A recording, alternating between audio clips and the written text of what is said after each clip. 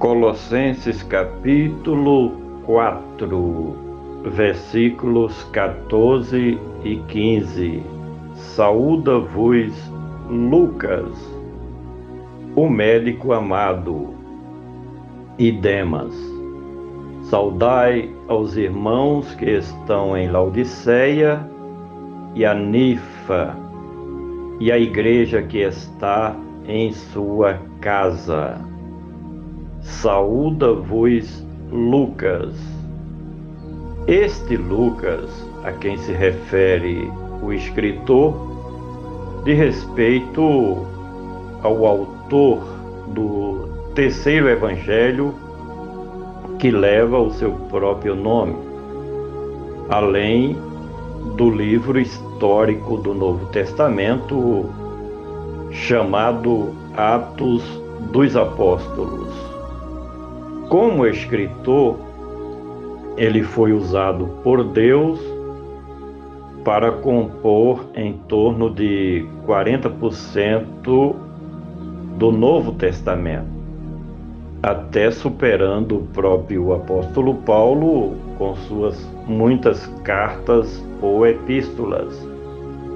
Estudos criteriosos dos seus escritos demonstram que um homem era ele dotado de muito saber e de muita cultura, o doutor Lucas. Saúda-vos Lucas, o médico amado. Conforme a tradição cristã e o que se pode traduzir por esta colocação feita por Paulo, Lucas tinha como profissão a medicina.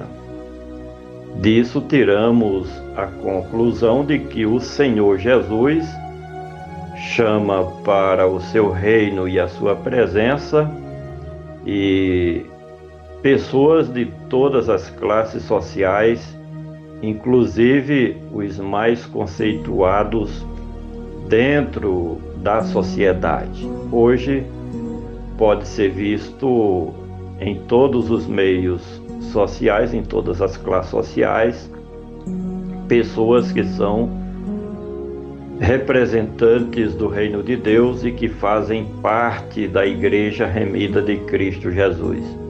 Aprendemos ainda que o Dr. Lucas, ele fazia parte do reino de Deus e que era importante para as demais coisas no que concerne à Igreja de Cristo, uma vez que ele deixou de ganhar muito dinheiro com a sua profissão para servir a Deus e a comunidade cristã daquela época.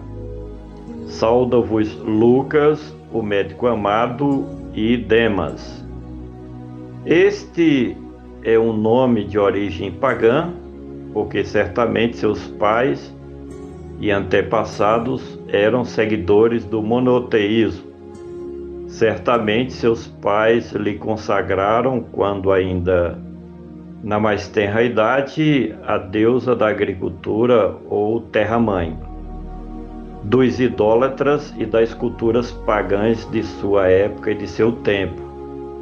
O Novo Testamento se reporta pouco sobre este personagem, mas que neste contexto ele estava na companhia do apóstolo Paulo, e em Filemon, ou na carta de Paulo a Filemon, ele aparece como cooperador no ministério de Paulo. Já em 2 Timóteo diz que ele se desviou do evangelho do Senhor Jesus, indo para o mundo, retornando, portanto, a sua vida velha antes de ter o encontro com o Senhor Jesus. Saúda-vos Lucas, o médico amado, e Demas. Saudai aos irmãos. A saudação entre o povo de Deus era comum no tempo da igreja primitiva, costume esse que permanece até os dias de hoje. Geralmente a saudação entre os judeus era Shalom Adonai, ou seja, paz de Deus. Já a saudação nas igrejas gentílicas era a graça e a paz de nosso Senhor e Salvador Jesus Cristo, ou simplesmente graça e paz, simbolizando a salvação pela graça de Deus e de Cristo Jesus e a paz pela reconciliação entre Deus e os homens, reconciliação essa realizada pelo Senhor Jesus em prol da humanidade, em prol da sua igreja que ele comprou com o seu precioso sangue. Sauda-vos Lucas, o médico amado, e Demas. Saudai aos irmãos em Laodiceia.